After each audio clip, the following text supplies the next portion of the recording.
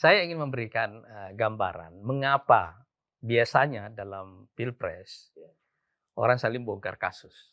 Kenapa orang memilih, bongkar kasus ini sebagai cara kampanye? Atau kita balik bertanya, apa benar bongkar kasus ini bagian dari proses politik atau proses kampanye itu? Lalu pendosa itu atau orang yang melakukan dosa dosa itu itu pasti mabuk. pasti mabok. Ya. Walaupun dia punya kekuasaan karena punya resources Ya. untuk menutupi itu. Iya, tapi ini ibarat kain kafan, bisa nggak cukup untuk Cukup. menutupi tubuhnya itu, untuk menutupi jenazahnya. Ditutup kurang lagi, ditutup kurang lagi. Kurang lagi, pasti akan terbuka. Ada kampret, ada mangga. Mbak Mim apa waktu itu? Cebong apa kampret? Nggak tahu.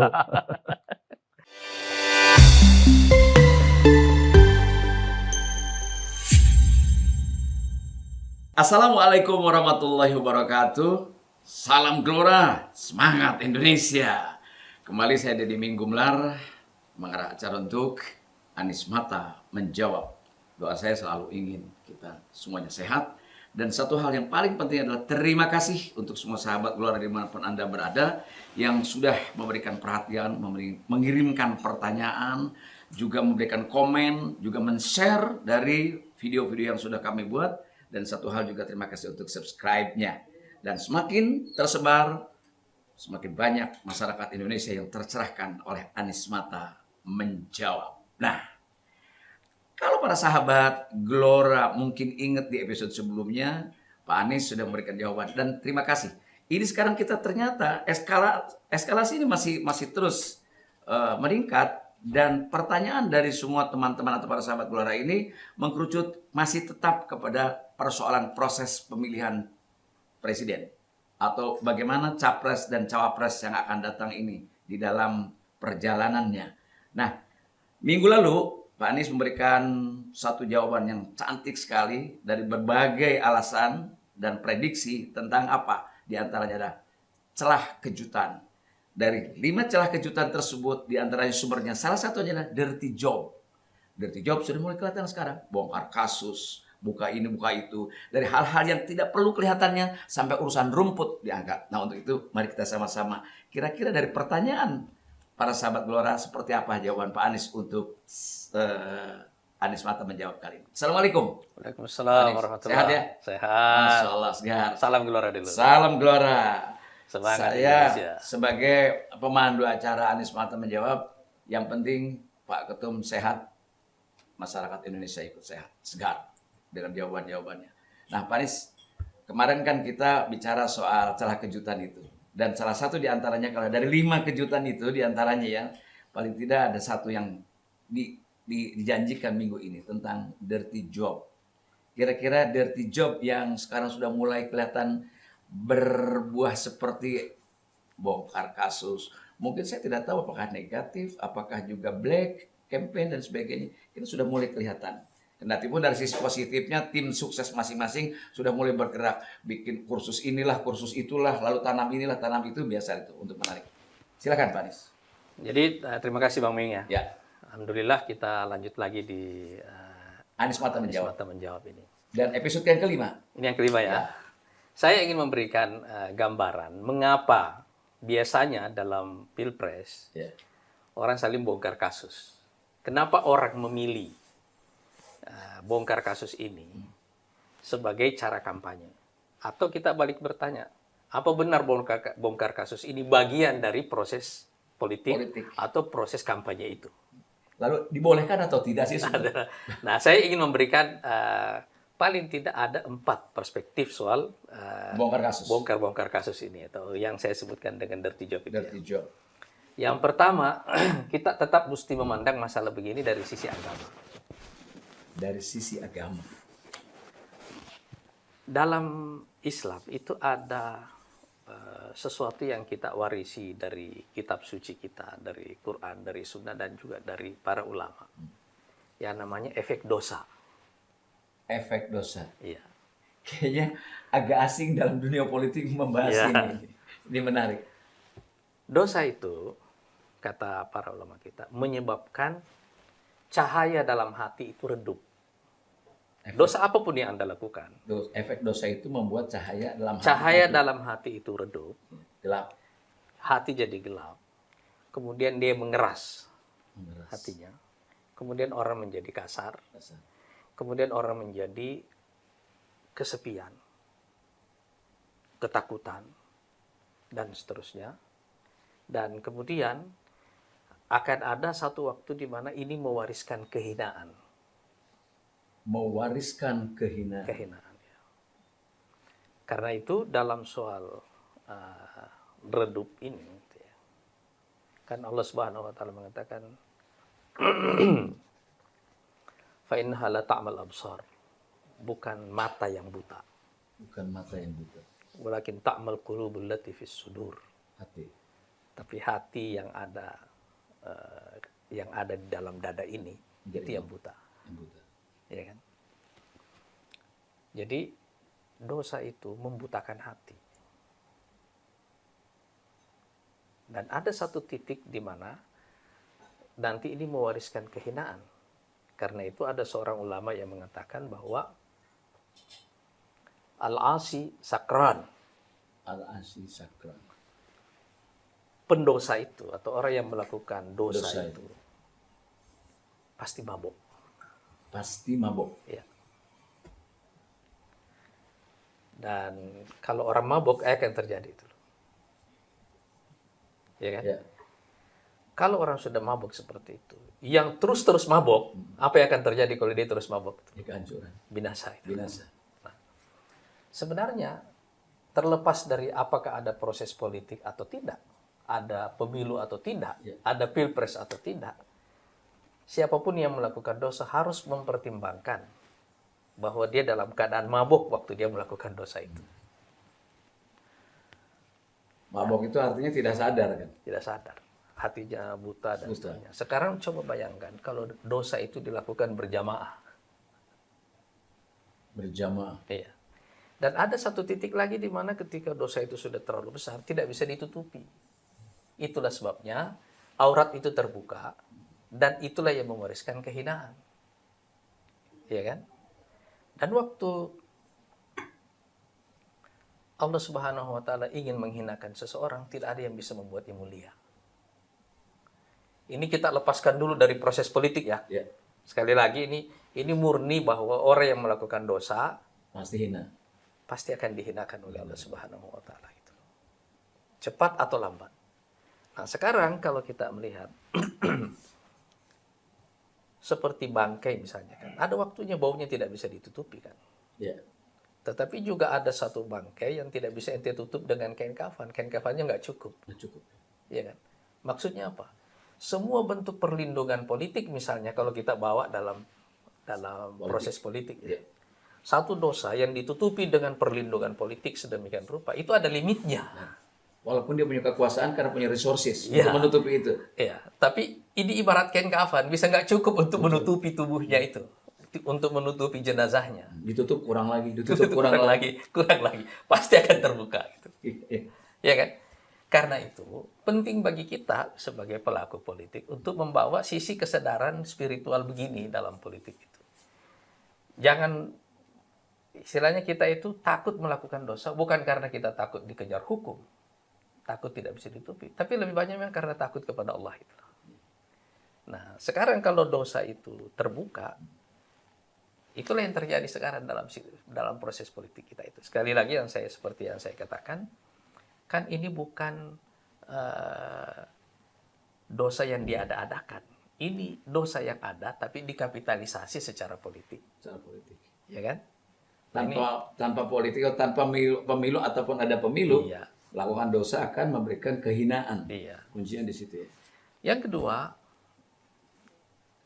perspektif yang kedua ini adalah biasanya orang saling bongkar begini itu karena ada konflik di kalangan elit. Ada konflik di kalangan elit. Iya. Ada perhatikan Mbak Ming ya, pada pemilu 2019 yang lalu, kan terjadi konflik horizontal. Ya. Terjadi polarisasi ideologi yang sangat tajam di masyarakat. Terbelah. Orang terbelah.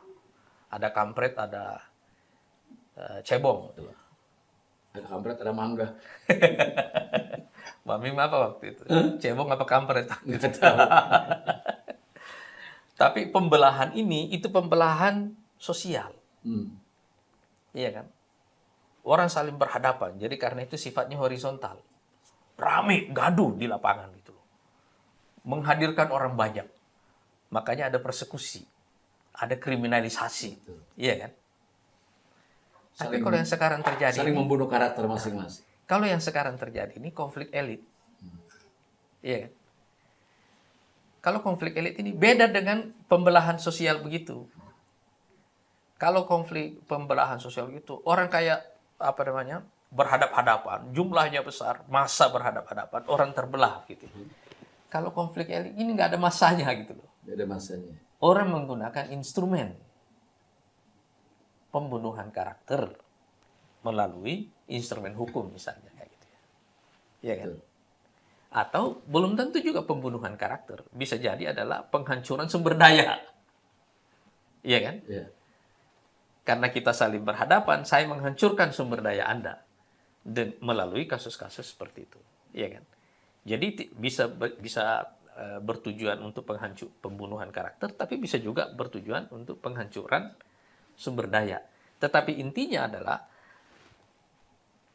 adanya konflik di kalangan elit. Dan karena itu dia senyap. Konfliknya sendiri senyap.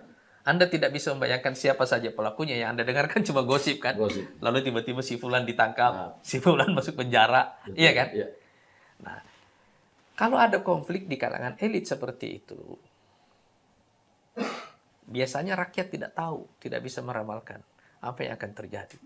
Sebab yang saling pegang rahasia kan mereka. Iya. Ini kan rahasia yang dibongkar. Iya kan? Dan masing-masing diantaranya punya pintu masuk kan. Iya, betul. Sehingga saling tersandra kan. Semua orang saling menyandra dengan Iya. kasus-kasus seperti itu. Tetapi sekali lagi, ini membedakan pemilu 2024 dengan pemilu 2019. Gitu kan? Di pemilu 2024 Iya, nanti, kalau kita lihat secara umum, tidak akan terjadi pembelahan seperti yang terjadi pada tahun 2019. Ini lebih mirip apa yang terjadi pada tahun 2014. Sebelum 2014, Anda mendengarkan kasus begitu banyak terjadi kan? Berapa banyak pimpinan partai politik yang masuk penjara? Iya kan? Kasus Senturi, kasus ini semua kasus-kasus terjadi di sepanjang itu. Orang saling bongkar, iya kan? Nah, sekarang hal itu juga terjadi. Terulang. Itu sebabnya saya bilang Mbak Ming di episode yang ketiga ya. Waktu saya membahas soal tanda-tanda itu ya. Ada yang namanya siklus kecil, siklus 10 tahunan. Nah, orang saling bongkar kasus ini mirip dengan peristiwa Pilpres 2014 sebelumnya kan. Nah, walaupun nanti yang bertanding itu adalah orang yang tidak saling, artinya yang saling bongkar ini bukan orang yang saling berhadapan. Ya kan? Tetapi kira-kira itu yang terjadi, orang saling bongkar ya. Nah, sekarang kalau kita lihat, konflik elit ini bisa mengkombinasikan dua target dari operasi hukum tadi itu. Atau dirty job tadi. Sekali lagi ya, itu belum tentu dosanya ada, tetapi terus dikapitalisasi secara politik itu sangat mungkin. Bisa juga memang juga karena kecelakaan. Iya kan? Buahnya sudah matang, waktunya dipetik. Kira-kira begitu. Iya kan? Nah, tujuannya bisa ada dua, seperti yang saya katakan tadi. Itu bisa penghancuran karakter, bisa juga pembunuhan karakter, atau bisa juga penghancuran sumber daya. Karakter dan sumber daya. Iya. Kalau kita lihat sekarang ini, kelihatannya bisa merupakan kombinasi antara dua-duanya. Iya kan? Tapi Pak Anies, sering kali kita mendengar, kalau politik yang bawa agama. Kan ada tuh. Ini urusan dunia nih, urusan. Nah, mereka berpikir bahwa kalau bicara politik, ansih hanya urusan dunia. Apakah itu kebutaan itu? Menurut saya, itu kan fenomena sekularisme ya. Orang-orang yang mau memisahkan agama dengan politik. Ya. Tetapi sekali lagi, kita bisa menggunakan agama untuk membaca fenomena. Seperti yang saya katakan tadi. Gitu. Efek dosa, kelihatannya tidak ada hubungannya dengan politik kan? Iya kan? Tapi dia bisa berhubungan kalau kita menggunakannya sebagai alat baca. Alat baca. Ya. Kan misalnya ketika Allah Subhanahu wa taala mengatakan wa may yuhinillahu fama lahu min mukrim. Siapa yang dihinakan oleh Allah tidak ada yang bisa memuliakannya gitu. Siapa yang dihinakan oleh Allah tidak ada yang bisa memuliakan. Iya. Bisa terjadi yang seperti itu. Ini alat baca. Allah menjelaskan kita, kitab suci menjelaskan hal-hal begini kepada kita. Kita bisa memakainya sebagai alat baca kepada satu fenomena yang sedang terjadi. Dan itu pintu masuknya dari tempat-tempat yang memungkinkan kita tidak bisa lewat anaknya Iya. dulu. Misalnya sekarang Peristiwa-peristiwa itu. apa efek dosa dengan konflik elit? Apa efek dosa? Dengan konflik elit. Gimana, Pak? Kalau dosa membuat hati kita cahayanya redup, Redup, gelap, hati kita keras, keras, kita menjadi kasar. ya. Dan Kekasaran bisa dalam keadaan mabuk mabuk, gitu. Itu menyebabkan konflik gak? Memudahkan ente konflik gak? sangat mudah Iya kan? terpancing. Bisa jadi orang konflik seperti ini kan karena ada pembagian yang tidak merata. Bisa juga kan? Janji yang Bisa diingkari. jadi sebagai juga alat perlawanan. Betul. Orang saling bongkar karena dia merasa disudutkan, orang saling bongkar dan seterusnya. Bisa banyak faktornya. Tetapi kalau kita membaca dari sisi, mengapa orang hatinya didrive untuk melakukan itu? Didorong untuk melakukan itu. Apa yang membuatnya melakukan itu? Karena dibutakan itu. Karena orang mabok. Gitu. Karena mabok. Iya kan? Siapapun. Dan sekali lagi, ini ada limitnya masalahnya yang begini. Gitu. Begitu satu dosa terakumulasi, itu ada limitnya. Ada limitnya maksudnya, dia pasti akan terbongkar. Dan akan dihinakan. Akan dihinakan. Itu sebab itu menjadi faktor. Dan orang mabok susah diajak damai. Nah, Jalan rata aja dibilang. sekali lagi kalau Anda melihat, Bang Mia, biasanya salah satu yang membuat orang itu merasa enteng melakukan satu dosa begitu. Kalau merasa misalnya orang sudah lama dalam kekuasaan begitu dan tidak ada lawan. Nah ini. Nah tapi kalau kita melihat ini yang saling bongkar ini kan elit. Elit. Iya kan? Bukan rakyat yang saling bongkar. Ini elit yang saling. Karena ada konflik di antara mereka. Rakyat tidak punya akses untuk membongkar itu. Jadi ini perspektif kedua dalam membaca fenomena orang saling bongkar ini. Satu tadi efek dosa, yang kedua ini konflik elit. Nah, yang ketiga ini adalah ini tanda indikator adanya krisis narasi. Tanda adanya krisis narasi. Dan Atau itu krisis ideologi. juga boleh dibilang miskin gagasan. Ya. Kalau kita tidak punya senjata Ya. yang namanya ideologi, Ya. ya kita pakai senjata lain namanya dosa. Iya kan? Kalau indikator dari miskinnya narasi itu mungkin kalau kita lihat di televisi atau di media, para calon atau para elit itu hanya mondar-mandir dada-dada. Sekarang coba Bang Min coba bayangkan ya. 10 tahun terakhir ini.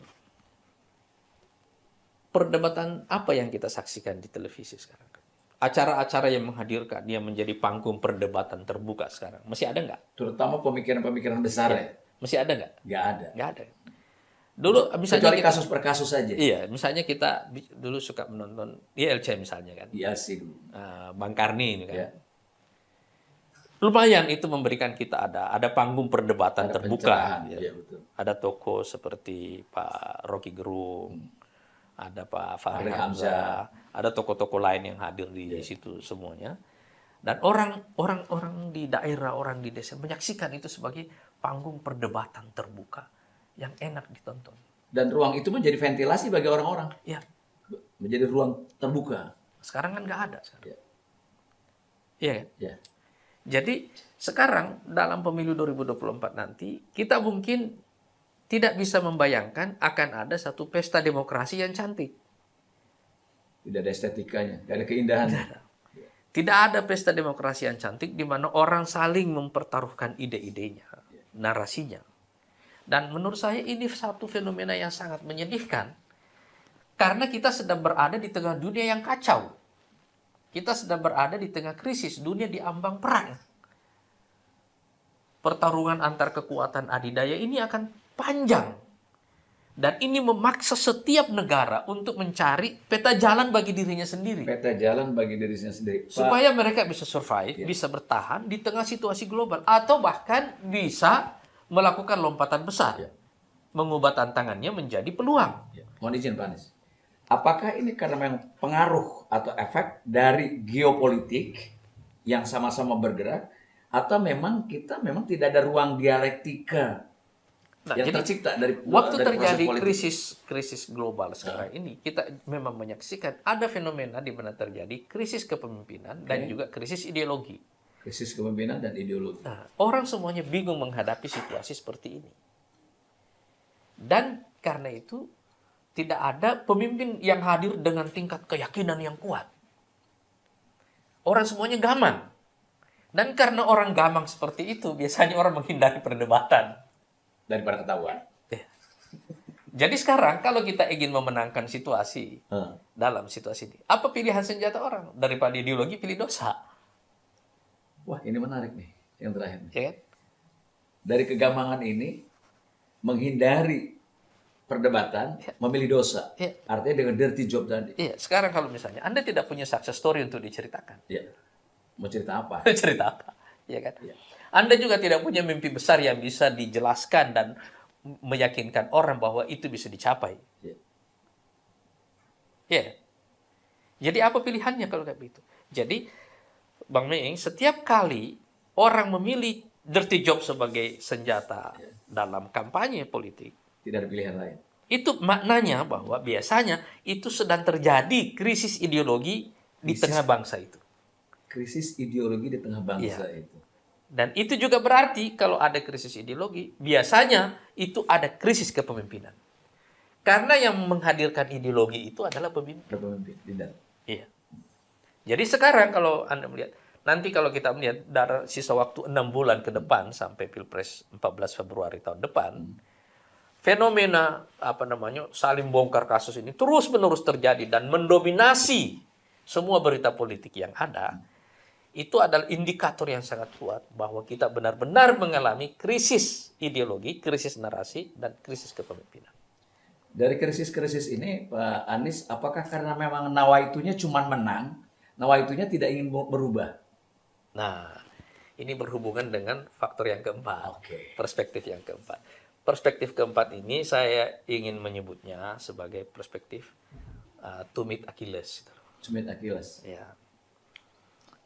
Anda kan menonton Filmnya. Filmnya Achilles kan.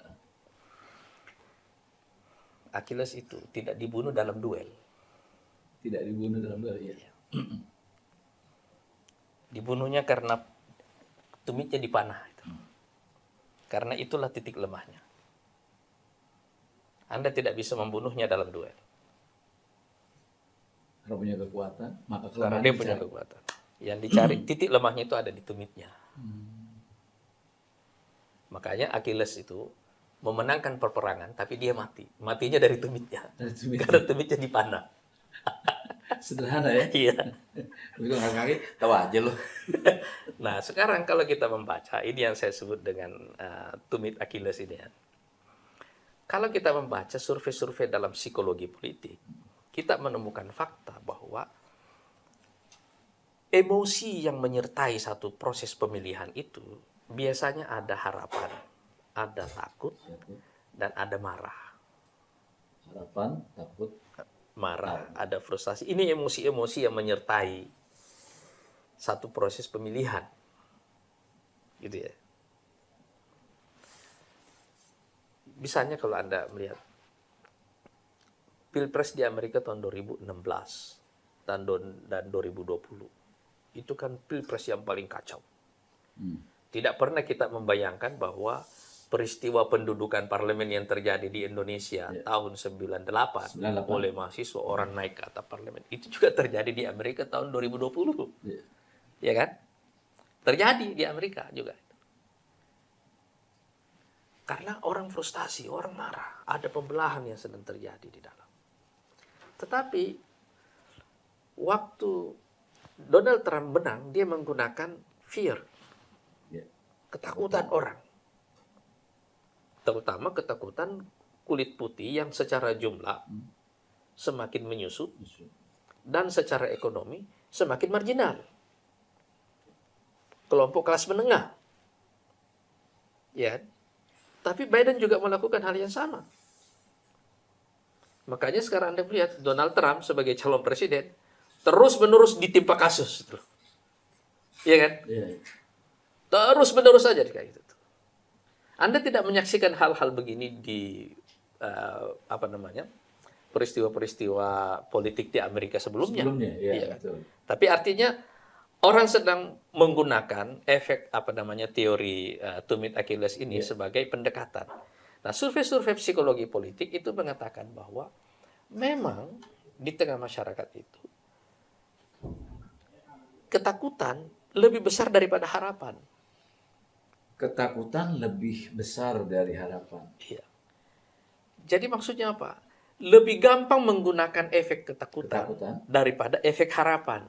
Kalau misalnya Anda melihat Obama waktu kampanye, dia kan fokus pada hope, pada harapan. Iya kan?